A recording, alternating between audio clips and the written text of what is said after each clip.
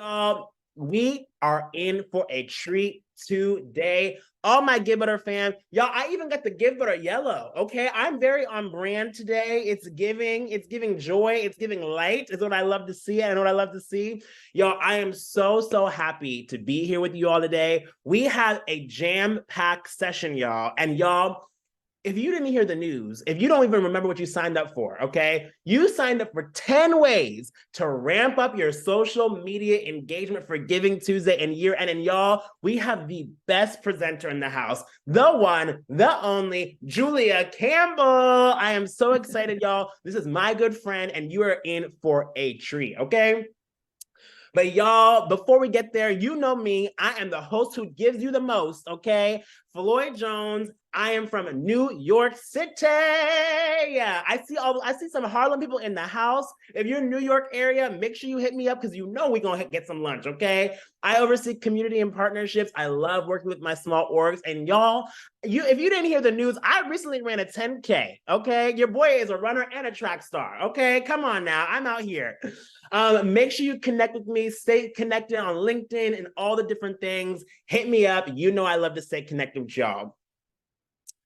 All right, y'all, you know the deal, okay? Make sure you know and tell your friends the recording of the slides will be emailed after the webinar. Please use the Q&A. We are going to make sure that we end with enough time to get some Q&A because I know my people. I know us. We love a good chat, okay? Make sure you use emojis. Julia is going to be giving straight fire today, okay? She's going to be giving fire. So make sure you use those emojis. You make sure you let us know in the chat that you're with us because we feed off the energy, okay? Make sure you're chatting to everyone. And y'all, who is in the Facebook fam? If you're in the Facebook fam, I want to see it in the chat, okay? We just crossed over 2,000 people in the Facebook fam, okay? If y'all in the Facebook fam, let me know in the chat. And our crew will also drop the link if you're not in so you can join. Y'all, we're giving information, we're giving facts, we're giving polls, we are giving donations in the Facebook fam, okay? So you do not want to miss it, all right? So y'all, we just did our welcome and introductions. I have some fun Givebutter announcements and updates coming. The one and only Holly is going to be joining us. We have social media strategy with Julia. We're going to do some Q&A, and then we're going to close with some reminders, okay? But before we do all of that, did y'all hear about Givebutter Gives Back? Who's applied? Okay, if you are doing a Giving Tuesday campaign, listen to me and listen to me clearly, okay? We are partnering with Visa this year, and we are donating over $35,000. That's 35,000 with the TH, okay? Dollars to the most creative and the most active campaigns. Sierra just submitted yesterday. Come on, Sierra. Chandra's going to apply. Who else going to apply? Natalie applied. Who else applied? Let me see. Shifra's going to apply. KJ. Y'all, that's what I like to hear, okay? And this, y'all, this year is going to be better and better than ever, okay? So make sure you get your applications in. Givebutter.com/Giving Tuesday. You don't want to miss it, okay? You got a few more weeks left, all right? All you got to do is show up and be creative. No harm in doing that, okay?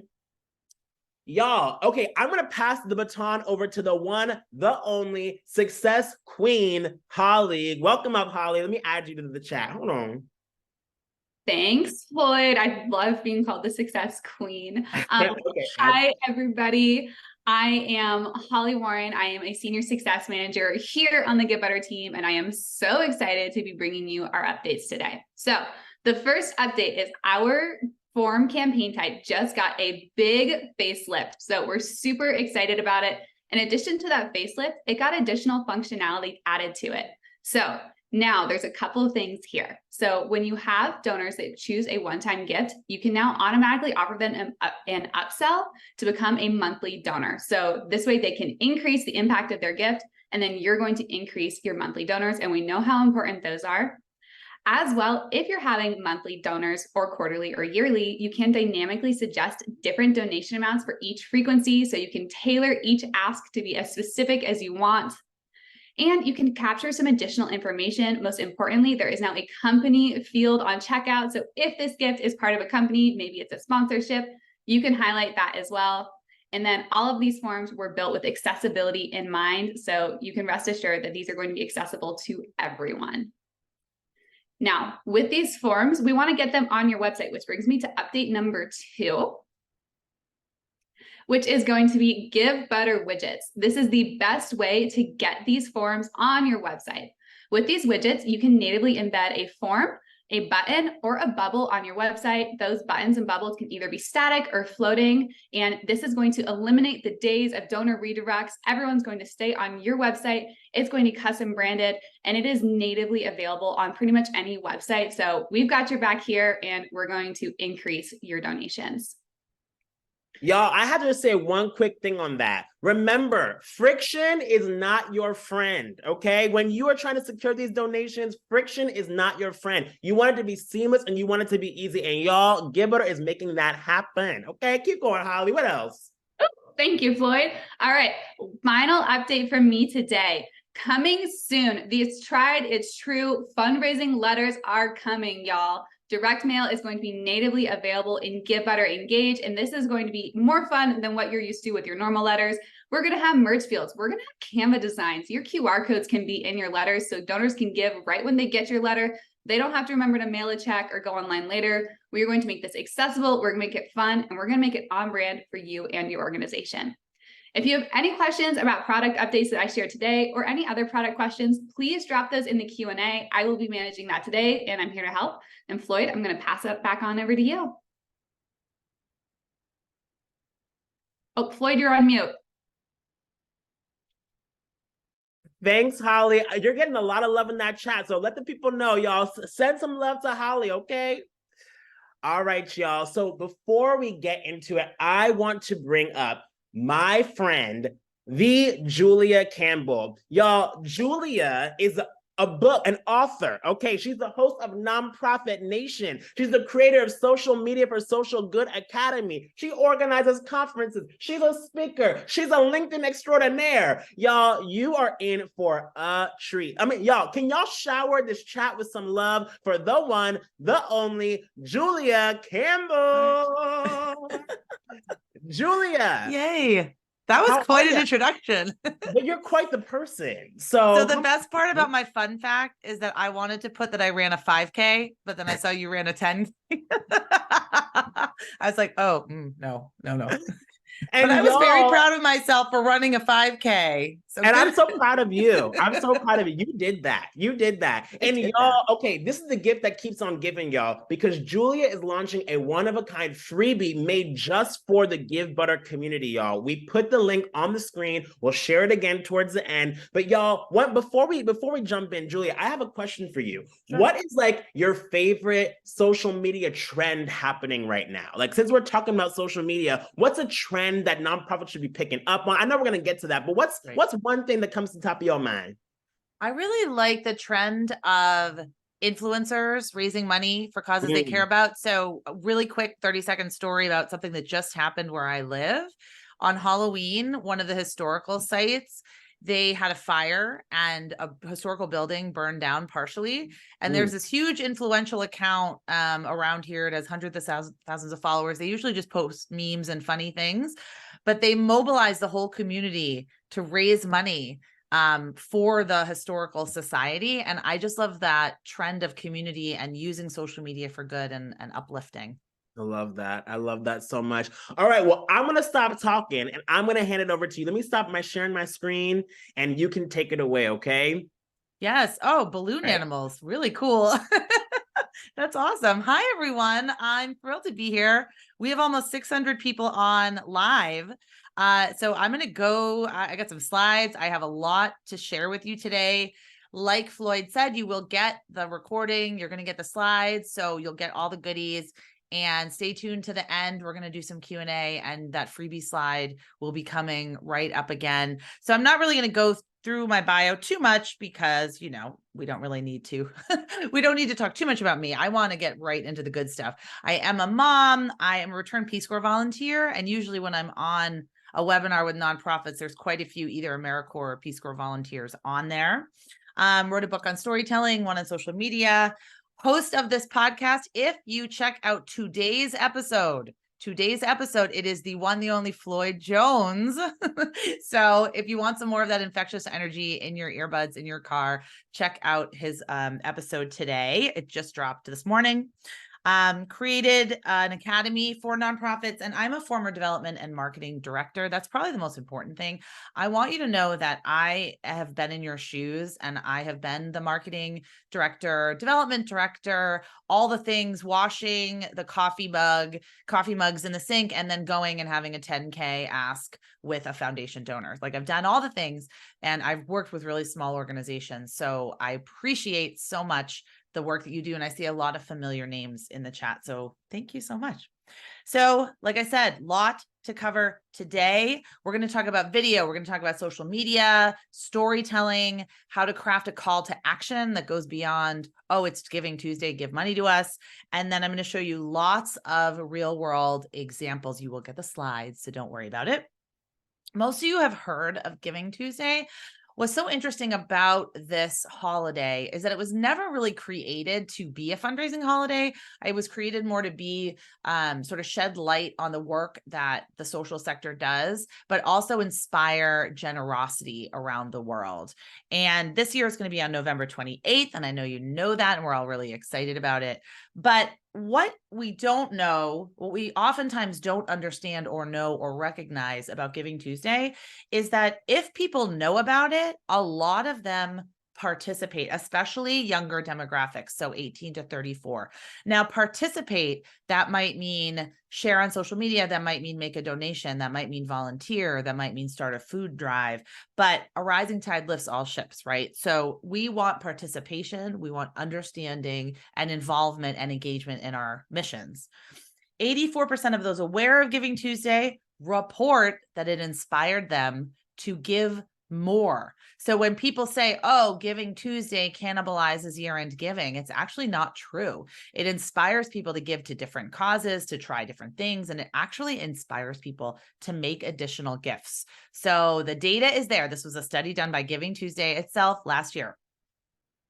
36% of people give money, 20% donate goods, 18% volunteered. That was their self-identified Giving Tuesday participant study. And what I really like about Giving Tuesday is it is an opportunity to sort of try something different. Maybe you've never run Facebook ads. Maybe you've never done an Instagram reel. Maybe you've never been on TikTok. It's just something, there's something about it that is pretty infectious and energetic in the spirit of generosity. And I just really encourage you to think this way and to use it to try something new, to leverage the buzz, the excitement around this holiday. Another important statistic, last one I promise that I will share, is that supporters say they're drawn to the idea of a bigger group of people doing good. And I want us to remember that when we go into Giving Tuesday, that it's about spotlighting amazing causes. It's about spotlighting the mission. It's about really shedding light on these very important issues we work on every single day. And people want to be part of this bigger than themselves cause. And that's actually what happened. I was just saying that right here in my hometown in Beverly. When a nonprofit needed it, everybody in the community stepped up, and it was all done through the power of social media. And I'm sure they'll do some kind of Giving Tuesday campaign as well. So we know that the old ways no longer work. Okay, the old ways no longer work. We can't send out an email on Giving Tuesday and then just one email and then expect it to work. Now, this is probably, this is going to scare you a little bit. This is a photo actually of Pamela Groh's inbox. She's a fundraising consultant. Now, obviously, us fundraising consultants, we probably get a lot more email than the average person, but I do want you to know that the average donor donates to an average of maybe 10 to 15 causes per year. So that doesn't mean they're a monthly donor. That doesn't mean they're a loyal donor. That doesn't mean they donate every year. But people do donate to a wide variety of causes if they're generous. So people are getting a lot of emails. But we're getting emails like this, like, look at, it's Giving Tuesday, today's Giving Tuesday. On this Giving Tuesday, do this. So I think we need to spice it up. We need to change it up a little bit. We need to make the call to action less about Giving Tuesday, but more about what we can use Giving Tuesday to accomplish. So we're going to go through my 10 ways to ramp up your social media engagement. You can use these for Giving Tuesday. You can use these for year end. one of the very first things you can do is you can create, if you have a graphic like amaze.org, if you have the ability to share what the money goes to, you can. If you don't, it's okay. Okay. This is not prescriptive. I work with a lot of organizations that are academic or think tanks. They can't say $25 supports this, $50 supports that. But if you can, definitely do it. Definitely do it. So the compelling reason to participate. Guess what? Just because it's Giving Tuesday, that's not a compelling reason. It might help me pay attention. I might be more aware and I might be more ready to participate. But just because it's Giving Tuesday, that's not going to actually make me feel that emotional connection to your organization. So your goal, it needs to be based on your specific target audience. What's going to capture their attention? What's going to pique their interest? Where is a sense of urgency? I personally, on Giving Tuesday, really like what I call impact goals rather than financial goals. So if you say, we want to, like World Bicycle Relief, we want to buy 700 bikes. That just sounds to me like something I can participate in. But if they said, I want to raise $1 million, I'm just talking for me personally, it sounds more like, oh, my $5 can't help. So there's nothing wrong with a financial goal, but if you can say, this is what we're doing with it, we're going to help this X number of people, or we're going to build this wing on our program, or we're going to expand to do this, or we're going to provide 10 more counseling sessions this year. If you can make it as tangible as possible. The thing with Giving Tuesday is, we know, since it is primarily driven by social media, it's really, really quick. It's really quick. You got to get in the feed, you've got to grab that attention, and you've got to really explain to me what you want and why. Like, why this? Why now? Those are your things that you're needing to explain. So look, the shelter kit. This is Shelter Box Canada. The goal to help 30 families this holiday season. Great. That sounds actually really, really tangible. But then even water is basic. They're talking about what it's going for. Rebuilding homes, communities, and lives. Double your impact today. Have that really compelling call and clear, crystal clear call to action. Floyd talked about friction. We need to see our jobs as fundraisers as friction eliminators. We need to eliminate all the friction, because you know how human behavior is, right? I'm scrolling on Instagram. I see a really cute sweater. I actually did buy this sweater on Instagram, but everything is saying, don't spend the money. Don't spend the money. I'm looking for a reason almost to not spend the money. Same with making a donation. People are kind of, they're busy. If one thing gets in their way, one thing that can eliminate that motivation, that initial inspiration to give. We have to see ourselves as friction eliminators. If you cannot share names and faces of your clients, that's still okay. You can share photography, you can share graphics, you can share infographics, you can share animations. There's all sorts of different things that you can share. Mark your calendars on Giving Tuesday. This was last year. You can help us meet our goal. And then I really liked the campaign that the Night Ministry did. So this is the Night Ministry on the right-hand side. They're an organization in Chicago, and they wanted to spread messages of hope. So their campaign, it was financially based. They didn't want to raise money, but they also wanted to hear messages of hope. And they encourage people to print out their messages of hope, because remember what that other slide shared. We want to be part of this community. We want to be part of this community. Maybe Giving Tuesday is the first time that anybody's hearing about your organization. Maybe it's the very first time. And then they feel that great feeling. They feel that spirit of community and compassion, and they get really excited and they want to dive in further and participate further. Also, if you are so compelled, make Giving Tuesday yours. I've seen really creative campaigns on Giving Tuesday that are playing off Giving Tuesday. So Dress for Success does Giving Shoes Day. It's a very specific call to action. Take a picture of yourself with your shoes that you're going to donate and talk about like what they meant to you, or maybe you had your first interview in these shoes. It allows for people to visualize how their difference is going to be made. And it's kind of very symbolic. So when you're thinking of a campaign theme, you can tie in all of these different elements. And what I really liked about their philosophy around this is that they see the long game here with this campaign, right? They don't just see it as like making transactions and like getting a bunch of donations. They see the long game. Like a woman donates her shoes and has such a great experience that she wants to become a donor or a volunteer or even ask her company to get involved. Giving Shoes Day is a first touch point with new supporters. So playing the long game, very, very smart. Giving Zoo Day, I really encourage you to follow Giving Zoo Day on Instagram. If you're still on X or Twitter, that hashtag is on fire on Giving Tuesday. And what I love about it is it's so collaborative. It's the Toronto Zoo, you know, shouts out the Brevard Zoo, shouts out the Stoneham Zoo where I live.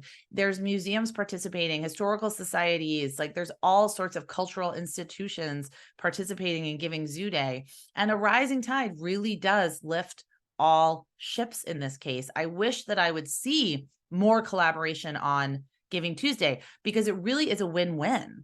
You know, you win because you're doing something fantastic for the community, for someone else's community, but also you win because you're elevating your social media presence. People are going to be retweeting it or resharing it. A lot of people are going to be looking at the Giving Zoo Day hashtag.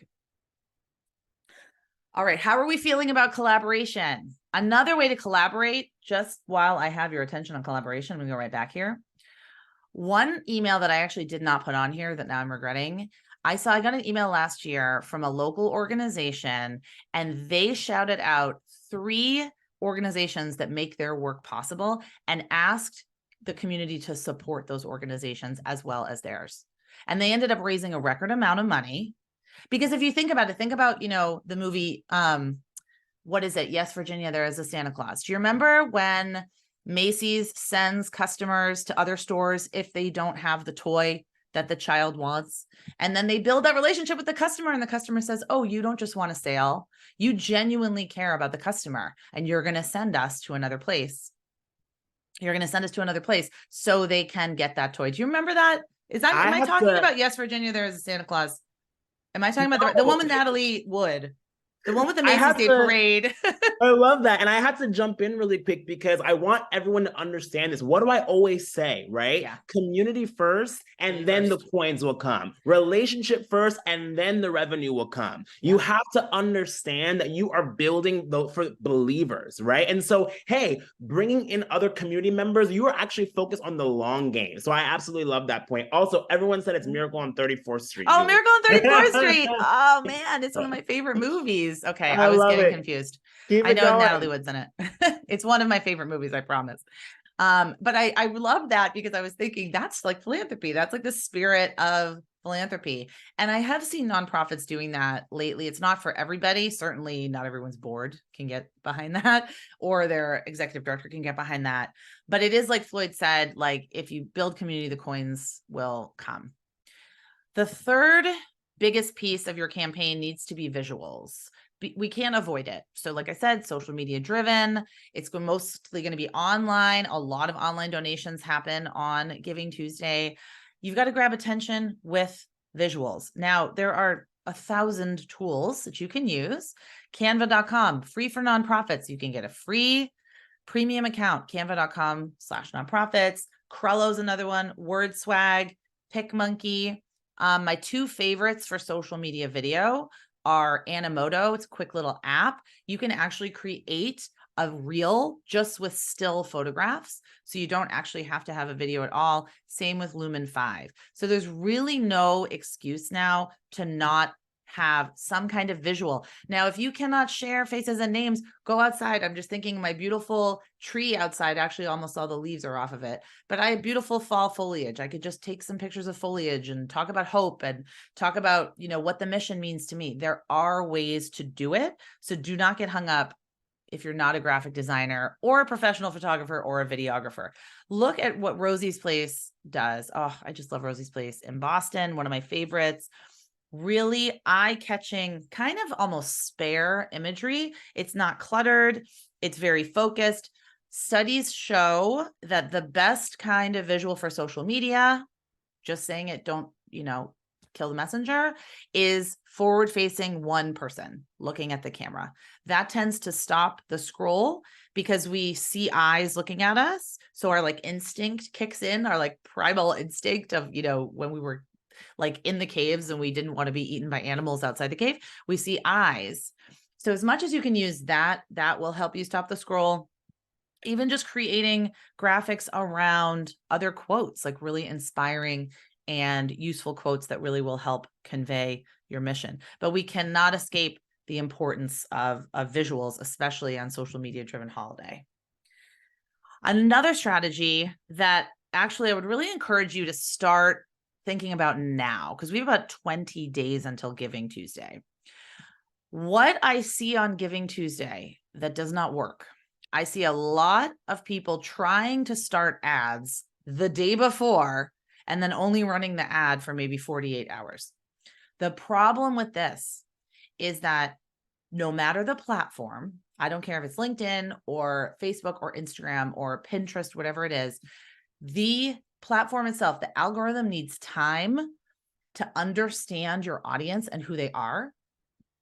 And it needs time to truly figure out who's more likely to take the action that you want. So you need to be running ads pretty frequently, even on a tiny budget, so that like Facebook, for example, can learn, oh, okay, if I show Julia an ad, which as you can see, I see a lot of nonprofit ads in my feed. I always take screenshots because I click on a lot of them because I am definitely this target market. But as you can see, they know that I am much more likely to either be a donor or to take an action or to like it or to click or to share it because they understand my behavior. But if you're only running an ad for 1 week, even 2 weeks, the algorithm is not really going to be able to learn about you and your audience and who's going to respond. The other thing is all the same rules still apply, if not even more. Remember that your ads are reaching people that might never have ever heard of you. These are not necessarily warm audiences. It's not like your email list. It's not like your donors.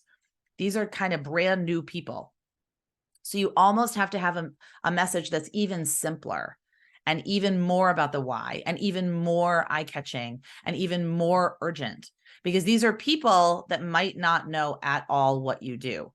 And if donor acquisition is something that you want to do, then long-term ad strategy can definitely help you with that. If you want to get more reach for your campaign, maybe you're not raising money, that's completely fine. Ads can definitely help you get more reach, more views for a video, more signups, more volunteer signups, whatever it might be that you want. But look at the colorful ad. There's action. It's really simple. Like I said, there's not a lot of text overlay on the ad. Wishes are waiting this Giving Tuesday. It's very, very simple. It's very easy to know what to do. The Greater Boston Food Bank, these are actually, real screenshots that I've taken. This is where I live. I think they do a fantastic job promoting not only like their matching gift, like Match My Gift, that has been shown to work as far as an ad goes. You want to make sure you're testing your messages though. So you can see these messages are a little bit different. There's different visuals, there's different calls to action. So even if you're spending like $10, $20 on an ad, if you're spending, however much you are budgeting for ads during the end of the year, if you are spending money for ads, the key is just to test what kind of images work best, what headlines work best, what colors work best, what calls to action work best. So for the Greater Boston Food Bank, what they found is when they say, when they give a number, every dollar you give actually tends to work better. Or if they say give $5 to feed a family of 4, it tends to work better for them. Whereas this one on the left, they tested it out. It didn't convert as well. I think it's because it was very wordy and it was a little bit too much information. So when you're creating that call to action in an ad, be succinct, be quick, understand the rules of social media and how people are consuming. One of my favorite things that nonprofits do that I hope all of you will embrace is using live video on Giving Tuesday. The reason is that one, it humanizes your cause. It could be you, it could be your executive director, it could be a volunteer, an intern, really anyone. It could be anyone going live, but it humanizes your nonprofit. It puts as a face to your organization. People are much more likely to watch it when it's a person talking to them. It's just shown. And also All the platforms, they love live video. They push it out. Have you noticed? I've been noticing on Instagram lately, if I'm on Instagram and somebody I follow goes live, it will send me a notification and say, this account is going live right now. Do you want to participate? So it will push it out to your followers. And we don't get that. We don't get that for a normal post. So use the power of live video. You could just go live. Look at what Amira did. Of course, it was 2020. The executive director walking around in the woods, talking about the importance of the work, just really from the heart, no frills, no muss, no fuss, went live. You can announce it ahead of time if you want to make it a big deal. Like you could also, you could do what Amira did and just go for a walk in the woods and talk about it and post it live. You could make a big, huge event out of it. I see a lot of people announcing like their matching gift for Giving Tuesday, or announcing, oh, we've reached half of our goal. We've reached this milestone. If you want to plan ahead, that's fantastic too. Get a lot of people to watch and then make a big announcement. So you can use it almost like a press conference. Did you want to chime in, Floyd? I did. So I don't know can you see me? I don't know if people can see me. I can see you. Okay, great. One thing that I was going to say, everybody, is that people like momentum, right? People want momentum. They want to be a part of something that is a moving train, right? Yes. So I always say it's important for us to make our own momentum. So I actually love when you're creating a Facebook event or you're going live to announce a matching gift, because you're going to get the most traction on your campaign in the beginning, like the first week of your campaign, and the final days of your campaign. So in order to accommodate for what the ebbs and flows and the highs and lows, create an event halfway through your campaign, or do something, go live, make what like all the things that Julia is saying, but all the different things are going to create that engagement and create the momentum to keep people going and donating. Love it. I love it. Love it. And then speaking of momentum, what about a wall of thanks? So this is, I believe this is No Kid Hungry. They did on Twitter a few years ago a live wall of thanks, and every time a donation came in, they wrote a person's name or a company on a post-it and put it in front of the wall. And then once in a while, a staff member would come to the camera and say thank you and say this is what it means. Talking about momentum and talking constantly, like, you just need to breathe energy into your campaign throughout the day, and live video is a great way to do it. And you can also do, a Q&A with your executive director. It really doesn't have to be all that, crazy bells, whistles, like pre-produced, all of that. It can just be a simple, like, here's what we're doing. This is what the campaign is. But just like Floyd said, it's going to help you keep up the momentum. Sharing impactful stories. Now we know this. You're like, Julia, I know I have to share stories. There's a lot of different stories that you can share, however. So you can share alumni stories. If you don't have clients, or if you cannot share client stories, you can share stories of staff members, of volunteers, of interns. But it's all that momentum, because you're going to want to be posting throughout the day, but you're not just going to want to be posting that same old give to us, it's Giving Tuesday, give to us, it's Giving Tuesday, we're halfway to our goal. You want to be mixing it up. And you also want to be constantly stopping the scroll. So the Boys and Girls Club Boston, they got permission from several of their members, and they just did really cute short videos throughout the day, keeping that momentum, keeping up that visibility, and really helping keep the campaign sort of in the public eye throughout the day. You can also do some videos and some storytelling even before Giving Tuesday. I mean, I don't recommend just all of a sudden starting to post on Giving Tuesday. I really think you should start the momentum today, if not earlier, sharing these stories of hope, talking to people about what the organization and the cause means to them, really explaining the different facets of the work that you do and the why, trying to get people excited and interested, and they're more likely to pay attention on the actual day. Okay, so one of my other things that I like, the trend that Floyd asked me about that I really like, is influencer marketing. I really don't like the term influencer marketing, because I think it sounds like you have to work with, Kim Kardashian, or you have to work with someone that has tens of millions of followers. But actually, the most successful collaborations are very strategic and with people that have very engaged followings. So if you look at the top people on Instagram, the top 10 people, their following is not very engaged. Like they don't get a lot of engagement. Sure, they get a lot of spam bots. If you look at Taylor Swift's Instagram, it's like a ton of spam bots commenting. But if you look at someone that has 10,000 followers, I'm just thinking of the Entering Beverly account that raised, by the way, they raised $25,000 in 48 hours just using Instagram and a link to the nonprofit's page. They have about 16,000 followers, 16,000 followers on Instagram. But their followers are engaged. Their followers want to be part of something bigger. Their followers really want to be a part of this community. So that's the key here. Finding an influencer that you can work with that makes sense for you, that coincides, really aligns with your brand and your voice, but also has that audience that you are craving. This is how you're going to reach a brand new audience. I am such a huge fan of Miss Marvelous. Sorry, I'm still getting over a cold from last week. So Mrs. Marvelous, she has Marfan syndrome, which is a very rare form of epilepsy. And she raises money, of course, for the Marfan Syndrome Foundation, but also she raises money for a lot of other genetic disorders, disability. She's a big disability advocate. So she doesn't just work with the one niche, but she's a huge, huge, huge influencer and drives a lot of awareness and a lot of engagement. Okay, I'm going to take a little sip of my orange juice. We've got 5 minutes and then we're going to take questions. While you're doing that, I wanted to Yes. comment and let everybody know, a lot of times we feel like engaging social media influencers is out of our reach, but I want you to know that couldn't be further from the truth, right? Mm-hmm. If you have a mission and it's important to you, I promise you it is important to somebody else. But what we have to do is start doing the research, actually start looking who is in my look network. At this. See, just look at these hashtags. Exactly. The data is going to give you the details that you need, right? Look up these different things, and that's going to help find you the right people who would be connected to your cause. I love it. Absolutely. This is actually how the Marfan syndrome got connected to Mrs. Marvelous, because they were looking up Marfan syndrome awareness. They were searching the right hashtags. So it's hugely important to do that research.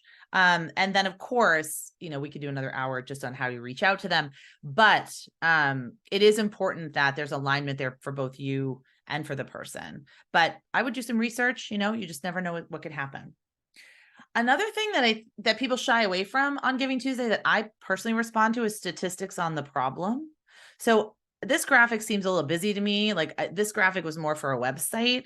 This is Greater Boston Food Bank, but I would pick out data points and share them. And on Instagram, how those little collages, carousels are really popular on Instagram, where you put a series of photos that you can scroll through. Those not only are hugely popular, people love them. You can share them to your story, which is also another way to get more reach, but you can create like the top 5 facts that people don't know about XYZ, 5 surprising facts about student literacy, 3 things you need to know about food insecurity in Boston. So think about what might be surprising, what's going to be jaw-dropping, what is going to make me just really like stop and say, oh my gosh, this is such a huge, huge problem. We all create these great infographics, but think even more simply. So both of these infographics, they really can be taken into different pieces, made into different graphics, maybe even made into an Instagram reel, made into a YouTube short. They can be repurposed. I know you have so many statistics on your website. Every time I do an audit, a website social media audit for a client, the number of statistics is really jaw-dropping. Pick your most surprising and most relevant and timely ones and create some social media graphics around them. And that's going to really help cement to people that this is an urgent and timely problem that they should be working on. Something else you could do is to run a contest or a challenge, something that's really low touch. So the trustees of the reservation, this is where I live, they did the hike 125, and you could just ask people to take pictures of you hiking with your kids and tag us. There's very little that you need to do. You just have to have a way for people to enter. and you need to have a way to let people know, what they win at the end. And it really could be just knowing that they have the best picture on Instagram. It's a way to raise awareness and to drive engagement, because people love contests, they love challenges, and they like to share them with their friends and family. So it's a great way for people to share with their friends and family. Ask people, I want to end breast cancer because. Get involvement and engagement. This is really key. Social media should really be this two-way street. It's not just sort of a billboard. It should be inviting people to comment and to engage and to build this with you. That's always really when it works. I love the High Horses Giving Tuesday bingo.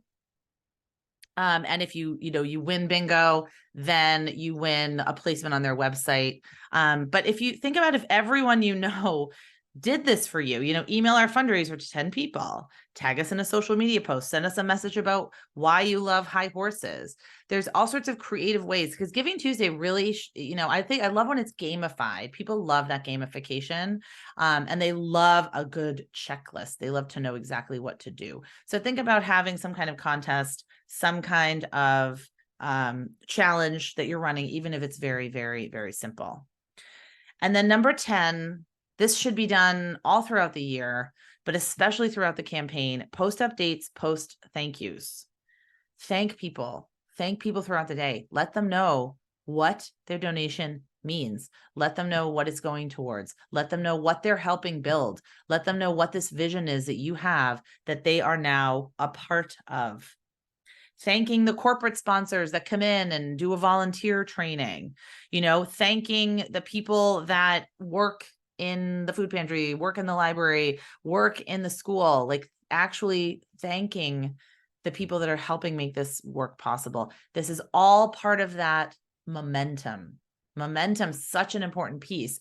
What you don't want is to post in the morning and go dark all day and then post your results at 10 p.m. on Giving Tuesday. It's throughout the day, it's throughout the week. And this can go into your year-end campaign. And sending reminders. Now, these are two pieces of tech that you can go into the back end of Twitter or X. You have to pay to do this. You have to pay. This is an ad feature, but it's really cool. So World Vision USA, they sent out a tweet and said, like this tweet if you want a reminder for Giving Tuesday. I liked the tweet, and then I got an individual reminder. It was very cool. And then Amira, this is someone that I donate to every year. I'm a monthly donor. They sent me a text. It was a really simple text reminder. I wish that we would use text reminders more than we do. Of course, we have to have permission, but I do wish we would use this. And I've also seen nonprofits sending out a calendar reminder for Giving Tuesday, so people have it on their calendar. I think that'd be a really cool thing for you to do as well. A few engagement signals to look out for. This is Stephen Shattuck, one of my favorite nonprofit thought leaders. Think beyond just getting that gift, okay? Think about someone making their first gift that's never heard of you before, someone turning into a monthly donor, someone starting a fundraiser for you, a peer-to-peer fundraiser, or that monthly donor making a one-time gift. What are your signals that you're going to look for just beyond the dollars raised? What are those signals that you're going to look for that you're going to actually take into the new year and sort of capitalize on and build that long-term momentum? So that's what I have for the slides. I know, I'm sorry, I want to take some questions, but what's one action step that you're going to take today to promote your fabulous Giving Tuesday campaign? Just one simple action step that you are going to commit to today. I want to hear from you.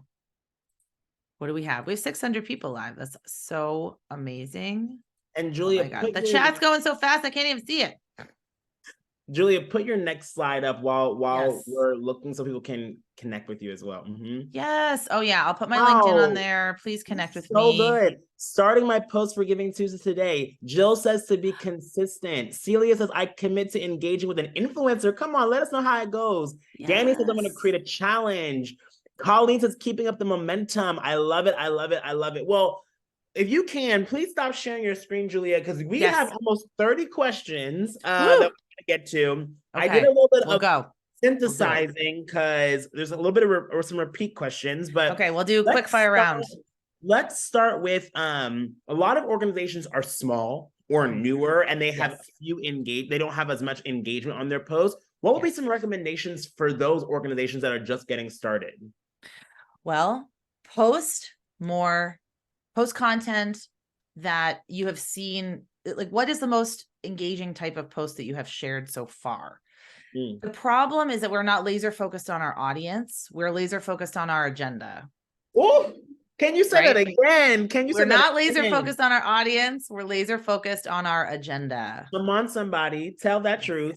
So, we don't really necessarily care that you guys had a great Christmas party. I mean, yes, it's wonderful. It's probably a good post for some time. Year-end fundraising needs to be all about me as a donor. What do I want to hear and see from you? Like, what are the go-to resources only you can provide? What is that information that you are uniquely positioned to share with me? Insight, and what do you want to be known for? I think we need to shift it from like a billboard into really thinking about our audience and adding value to their lives. And so there's no quick tip. There's no like, oh, add this hashtag and you're going to get 10,000 likes. It's a long-term content strategy shift that you have to make. And focusing on transformation, right? Yes. One big thing is, if you guys didn't see the joint talk we did with Community Boost and Donald Miller from Story Brand, we talked all about this. We said, you are not the hero of this story. You are not the hero of this story. It is about the change that you're making, right? It's about how your donor can be a part of a grander story. So while we do love these little updates here and there, put the cause in the center. Put how the donor can make an impact in the center, right? And be a bridge. You are a bridge between where your donor is and the image that they want to have in the world. So be that bridge. I love it. Be that bridge. Yes. Okay. A lot of people started asking questions about timeline. When should they start posting? AKA the answer is right now. Yes. How much is too much? Is there such thing as too much posting? I don't know. I think if you're posting really genuine, great content throughout the day, like stories that are really illuminating what you're doing, if you're posting live video updates, yes, if you're posting the same graphic that says, give to us, it's Giving Tuesday 50 times, that's not going to help your cause at all. But if you are going live throughout the day, if you're putting a post out there every once in a while throughout the day, that is just creating that momentum, I don't think that it's too much. The important thing to remember, especially about social media, is really so very few people see your post on Facebook. Thank you. No one's going to see all 5 of your posts on Giving Tuesday. They're just not. Maybe your mother, that's nice of her to follow your Facebook page, but not your fans and not your donors. And they've got other things to do. Like they're just not like sitting there refreshing your Facebook page all day. So we need to understand that we are not communicating enough. Like, think about Black Friday. Okay. Let's just think about our email inboxes, our social media. I'm going to get 9,000 emails from Target and I'm okay with it. It's fine. Right? I'm going to click anyway. Like, I'm clicking and I'm buying, right? Yes. So I'd rather get 5,000 posts about something I care about, or little stories.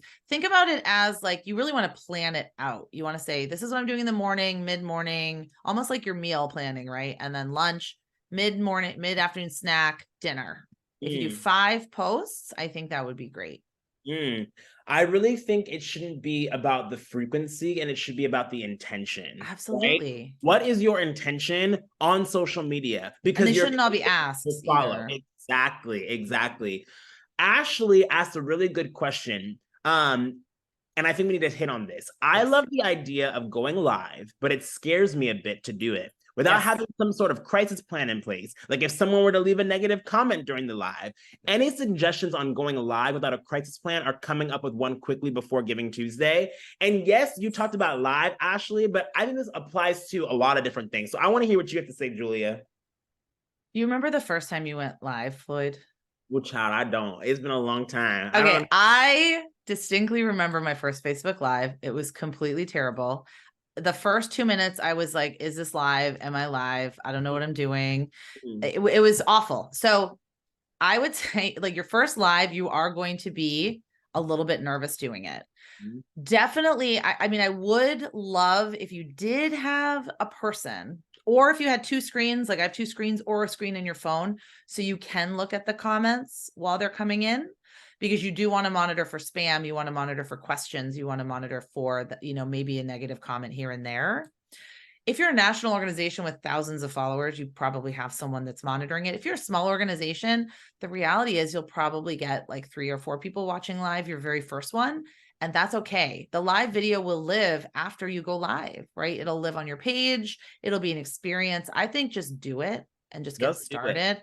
The other thing I will say about the negative comments is just be very careful when you're running ads. Every single time I run ads, even just for me, there are crazy comments because it's going out to a brand new audience that doesn't know who you are. So you do want to just make sure once in a while you're monitoring, cleaning up the comments and the spam. But I think everyone's live video, first live, what you don't want to say is, I'm really nervous. I don't know what I'm doing. Act like you know what you're doing. Play some music. Get that Floyd energy, dance around, be excited.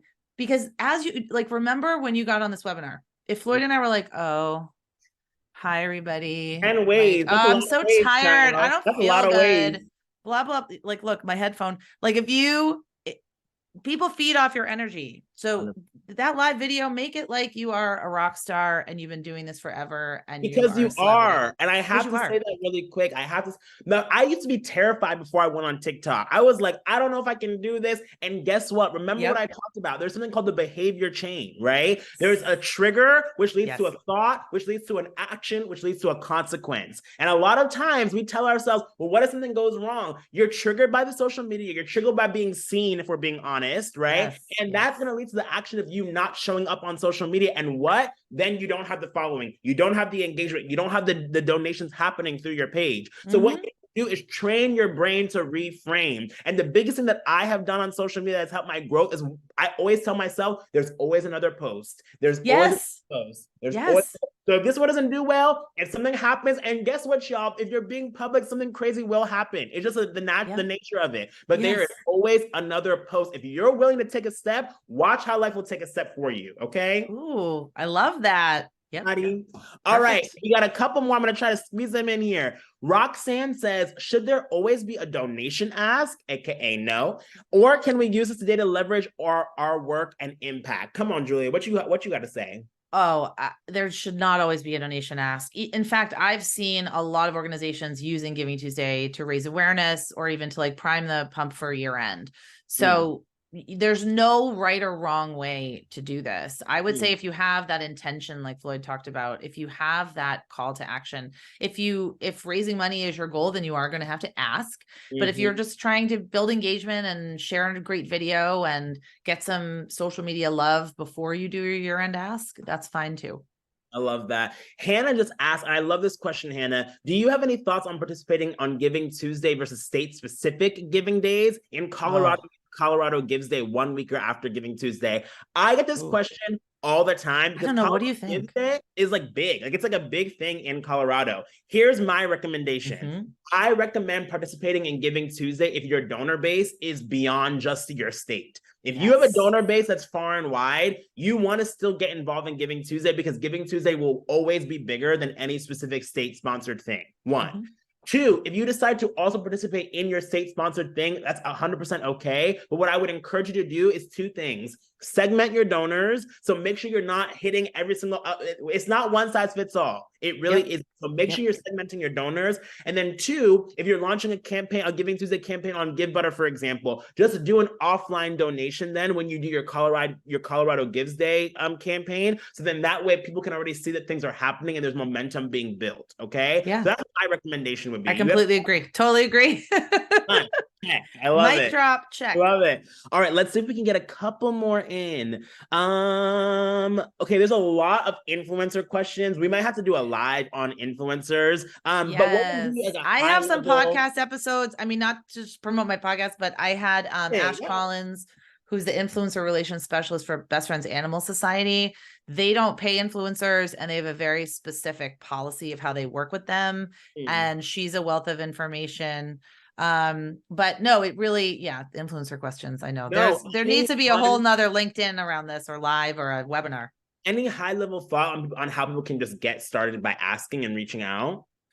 Just be very clear on what you want them to do.